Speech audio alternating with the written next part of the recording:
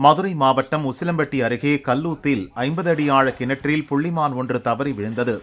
அது வெளியேற முடியாமல் தவிப்பதை பார்த்த தோட்ட உரிமையாளர் செல்வராஜ் தீயணைப்புத் துறைக்கு தகவல் தெரிவித்தார். அவர்கள் வந்து கயிறு கட்டி புள்ளிமானை மீட்டனர்.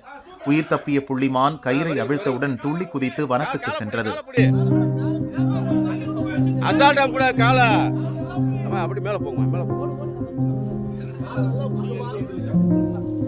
தள்ளி போயிருங்க.